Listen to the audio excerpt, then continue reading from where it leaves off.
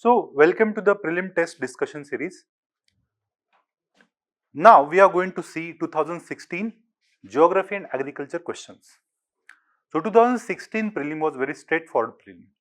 Not many difficult questions were asked. Not many questions were straightforward from NCERT and current affairs. So, let us see these questions one by one, okay, and how to solve them. First question,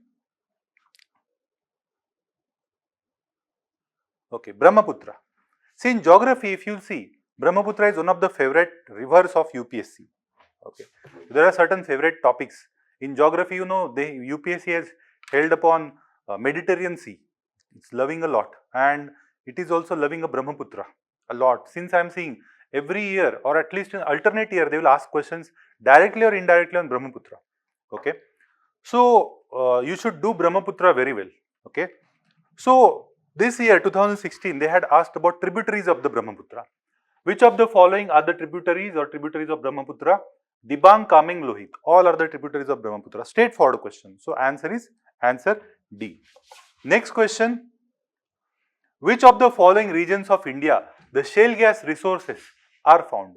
So shale is a type of rock, okay, in which gas is trapped. Okay, inside that the gas is trapped, and this is rock is formed over the swampy regions, in the lakes, in the river basins.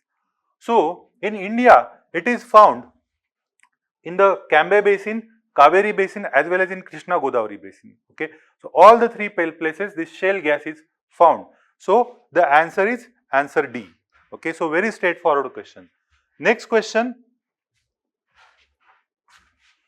Recently, which of the following states has explored the possibility of constructing an artificial inland port to be connected to the sea by long navigational channel? So in the 2016, the news was Rajasthan. So Rajasthan was considering an inland port, since you know Rajasthan is completely half of the Rajasthan is a desert, arid desert, and half is a semi-arid desert. So they wanted to construct an inland port. That inland port, okay, was supposed to be constructed at Jalore in Rajasthan. From here, the plan was there to make a canal, okay, artificial canal to the Arabian Sea. Okay, so Arabian Sea directly you can go inside the Jalore, Rajasthan. So they wanted to make this Jalore as an inland port, okay, where a canal was proposed built between Mori Creek and Jalore. So ये Mori Creek and Jalore के बीच में canal बनाने वाले थे. So that was in the news. So very straightforward question. This was also based upon the current affairs. Okay. Next, GIAHS. So globally important agriculture heritage system. अभी नाम सुन के डर गए थे बहुत लोग 2016 में. Okay. So let us understand कि how to solve this question. So what is the name? Globally important agriculture heritage system. Okay. So the FAO, Food and Agriculture Organization, accords status of GIHS to traditional agriculture system. What is the overall goal of this initiative? So by reading the question, you should understand the first thing that it is about traditional agriculture system. It is not about modern agriculture system.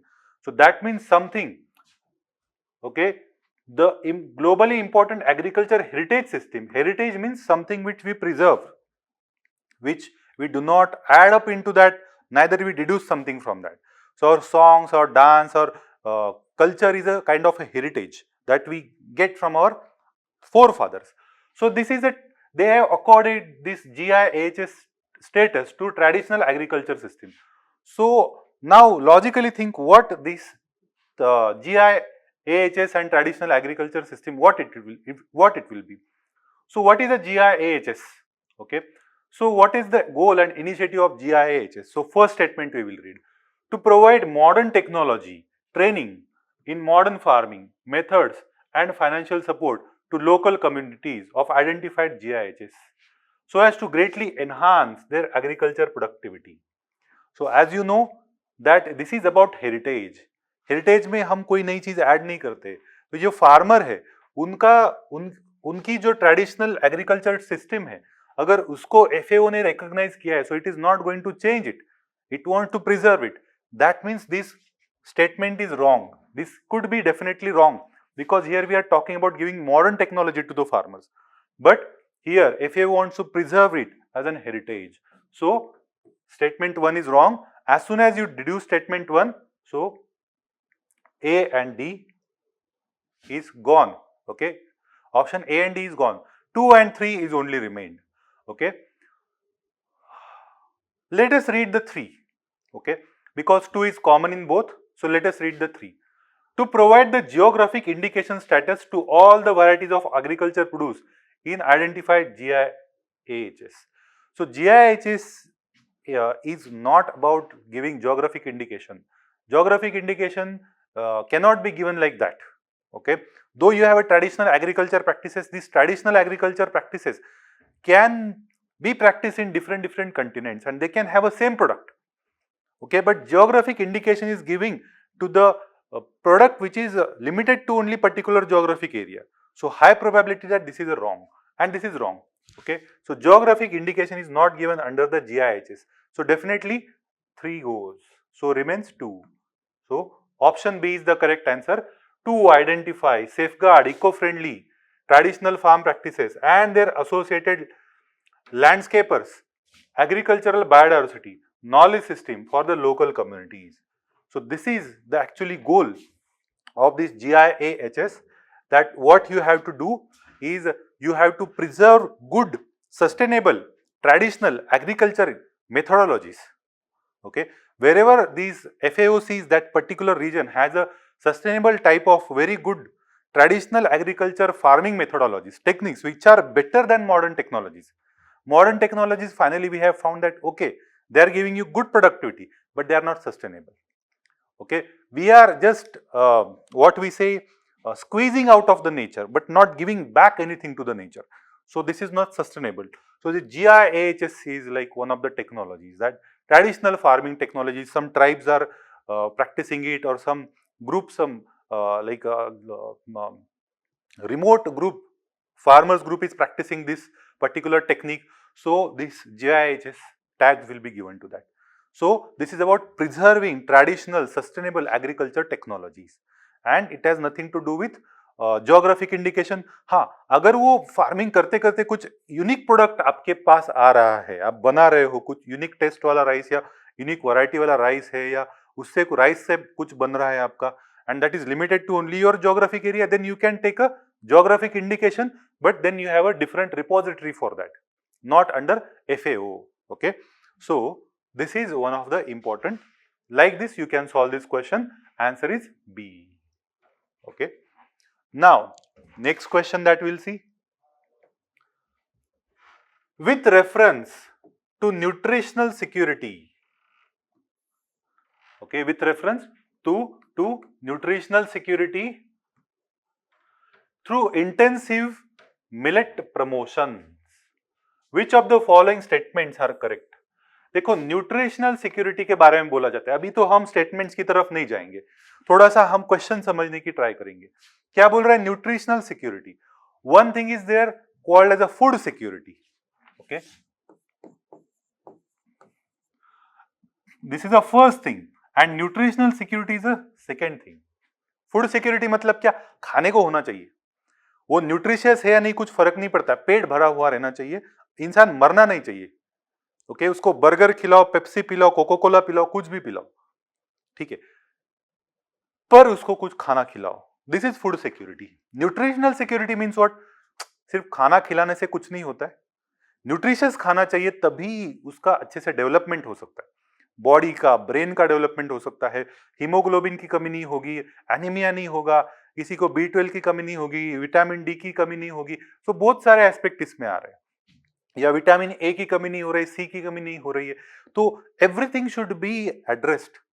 Okay, so this is called nutritional security. Okay, आप अगर एक साल completely आप burger और pizza और cocoa Cola ही खाते रहो, your stomach will be full, your body will be grown good, but you will fall sick again and again because there won't be nutrition in that. Okay, so they are talking about nutritional security. nutritional security किस चीज से आ रही है? Millet promotion से. Millet कौन सा है? ज्वार है, बाजरा है, रागी है. Okay, so foxtail millets and so many types of millets are there. So these millets have a micronutrients, they have a iron content very high. So that is very good for your body. So they are very nutritious. So you are eating digestive, you are taking this shakes, various supplements. In that you have millets nowadays. Okay, ragi supplement and these supplements and those supplements, you have a millet in that. So these millets are being cultivated more and they are being promoted more and more. Okay, so which of the following statement is correct? So अभी हम थोड़ा सा context हमने question का समझ लिया. Let us understand the statement. This initiative aims to demonstrate the improved production and post-harvest technologies and to demonstrate value addition technologies in an integrated manner with a cluster approach. So, if you read this statement, there is nothing wrong in this statement. This is definitely any scheme would like to do this. That how to improve the post-harvest collection methodologies, how to do proper farming, how to improve your productivity. So definitely the statement 1 would be correct. Okay, so improved production कैसे करना है, post harvest technology so आपका harvesting के बाद loss ज़्यादा ना हो. So definitely this, so इसके लिए scheme पढ़ने की जरूरत नहीं है, ये तो होना ही चाहिए logically देखा जाए तो किसी भी scheme में. Okay, second, poor, small and marginal and tribal farmers have a larger stakes in this scheme. Now logically if you see, millets are considered to be the poor man's food. Rich people don't eat millet. Rich people eat wheat, they eat bread, they eat pav bhaji, they eat chaps, they eat paneer. Poor people don't eat paneer, they don't order paneer lavabdar, shahi paneer, kurma and all these things. What they do, ज्वार का भाकरी है, ज्वार का रोटी है, बाजरे का रोटी है, रागी की रोटी है, ये लोग खाएंगे. So definitely these millets are considered as a poor man's crop or poor man's food because it is grown in a very less expensive manner. It does not require much fertilizer, it does not require pesticide, it does not require much water. In a drought prone region it can be grown. So definitely logically if you see, this scheme can have a more stake of poor people, small and marginal farmers. So logically अगर देखा जाए तो statement 2 is also correct. Okay, so 1 and 2 are correct. So 1 and 2 are correct. So you can eliminate A. Okay, you can eliminate B. Okay, now remaining C and D. So let us see the third statement. An important objective of scheme is to encourage farmers of commercial crops to shift to the millet cultivation by offering them free kits, critical inputs, nutrients and micro irrigation. Now if you see, this statement logically looks correct half. Half statement is logically correct, that encourage farmer by giving them kits and freebies. Okay, but if you see, if you analyze this in a detail, that if government encourages commercial crop farmers, like those are producing sugar cane, those are producing cotton, those are producing tobacco and plantation crops. So commercial, there are so many commercial crops. Okay, what will happen if commercial crops are not produced? What will happen? Industry will be importing this raw material from other countries. Your import cost will increase unnecessarily. So government will not encourage commercial crops. If some region is suffering because of the water scarcity and poverty, then government can encourage that. But commercial crops, definitely government will not encourage. It does not want sugarcane industries to shut. Okay, it does not want cotton industries to shut. Okay, so this statement 3 can be definitely logically wrong. So this question can be logically solved. So statement 3 is wrong. So bacha kaun sa? 1 and 2. So correct answer is option C. So option C is the correct answer. Okay, so in this way, logically some questions can be solved. No need to have a knowledge of everything. Okay, just little bit of reading and little bit of common sense. We can say common sense. You can solve this question. Okay. Next question. Okay. Next question is about agriculture. Which of the following are advantages of practicing drip irrigation? So drip irrigation, we know, a drip by drip, water is giving to the root of the plants. Directly we can give water. So what are they talking about? Are the advantages of drip irrigation? Reduction in weeds. Definitely when water is directly going to the root of the plant and it is not spilling anywhere else, the number of weeds that are going to grow in the farms will be less. So reduction in weeds will be there. Second, reduction in soil salinity. Okay. See, soil salinity can be increased if you over irrigate, whether it is a normal irrigation or whether it is a drip irrigation.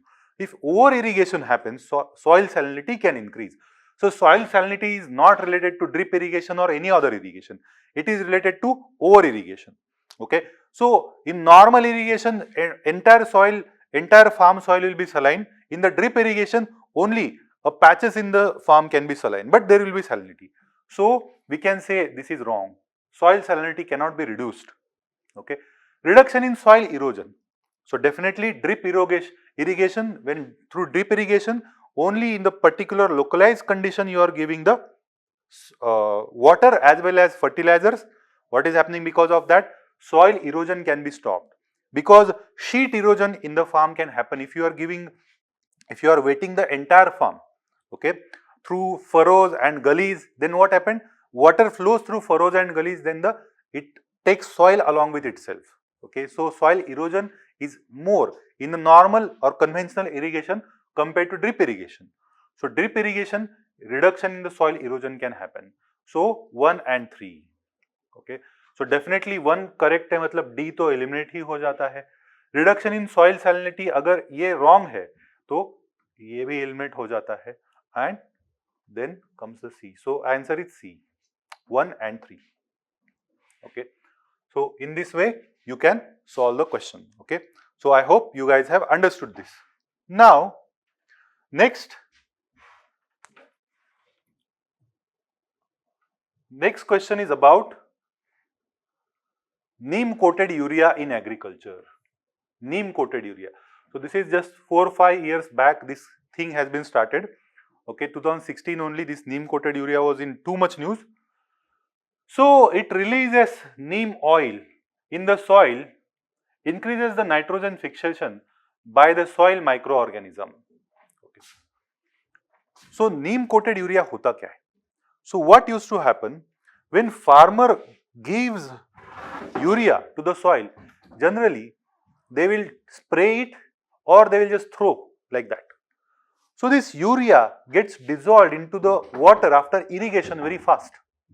So it gets dissolved into the water very fast, it gets released into soil very fast, as well as if over irrigation happens, it gets leached out from the soil very fast.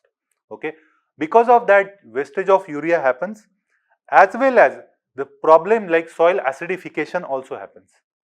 So when you coat urea with the neem oil, then urea does not dissolves or releases into the soil very fast. Slowly it is released into the soil. Okay, it does not dissolve into the water very fast. Slowly it is getting released. So you don't have to, the need of giving the excess fertilizer is reduced in this case. Okay, so less fertilizers and the soil health also remains good, and neem is also good for the soil. Okay, so here it is not related to the nitrogen fixation.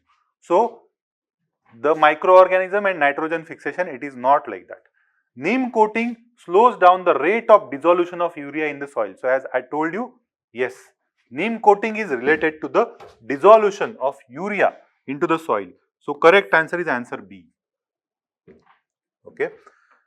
Third option, nitrous oxide, which is greenhouse gas, is not at all released into the atmosphere by crop field. Possible ही नहीं, इसका कुछ relationship ही नहीं. Nitrous oxide, urea में nitrogen होता है तो वो रिलीज हो सकता है. ओके, सो नीम कोट करो या मत करो, उससे कुछ फर्क नहीं पड़ने वाला. Neem coated urea, it is a combination of weedicide and fertilizer for the particular crop. So neem is not a weedicide. Neem actually, if we say, neem is some sort of insecticide. Okay, Azhardachita indica. So it's a scientific name. It can be used as killing worms or it can be used killing insects, but it cannot use as a weedicide. Okay, so D is also wrong. So correct option is B. Okay, so neem oil is used for coating the urea. Now 100% urea is neem coated. Okay, government has made it mandatory that without neem coating, urea cannot be used. Plus, what used to happen, this neem urea and all, they used to be misused. So misuse ऐसा होता था कि जैसे कि कुछ areas है, जैसे कि नक्सलाइट एरियाज है, they use this urea to make this small bombs. Okay, जो जिसको देसी बॉम्ब बोलते हैं, उसके लिए यूरिया का यूज करते थे. अभी नीम से जब कोट करते हो तो वो यूसेज भी नहीं हो सकता है यूरिया का, तो वो एक उसका एडवांटेज है कि फार्मर्स को देंगे आप यहाँ पे वहां पे, तो it will not be used for any other purpose. Okay, so this is also one of the usage of the neem coated urea. Okay, but the basic usage is it will be reduced, it will dissolve into the water and into the soil very slow and not very fast. Okay, so this is the usage of neem coated urea. Okay, next question, with reference to Pradhan Mantri Fasal Bima Yojana, consider the following. Pradhan Mantri Fasal Bima Yojana, one of the very important schemes for the benefit to the farmer, because farmer of India faces the vagaries of the weather in each and every season, so they faces so many losses, and we have so many marginal and small farmers.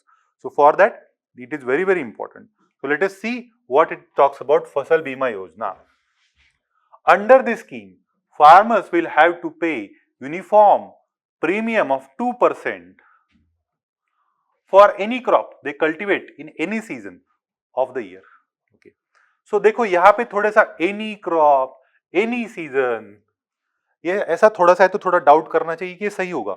Only, any, all, generally ऐसा आया तो थोड़ा सा doubt करना है उस option पे. तो यहाँ पे any सीजन नहीं है, only kharif season 2% premium, rabi season 1.5% premium.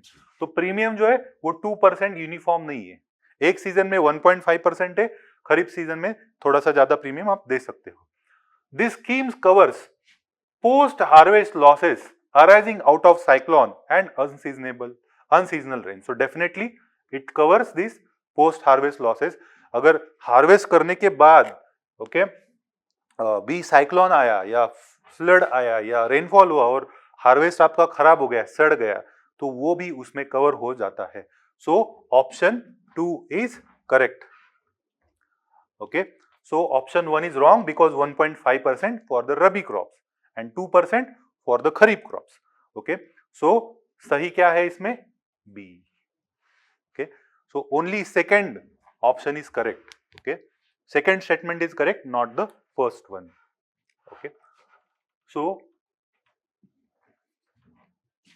this is about प्रधानमंत्री फसल बीमा योजना. सो सारे के सारे स्कीम्स आपको पता होने चाहिए. ओके, सो लॉजिक हर जगह पे अप्लाई नहीं हो सकता, यहाँ पे थोड़ा आपको पता होना चाहिए. ओके, कि 2% जो है ओके वो आपको पता होना चाहिए. Okay, so this is about 2016 question paper. So I hope how you can solve by using logic, by using information from various places, you can solve these questions. Very straightforward question on 16.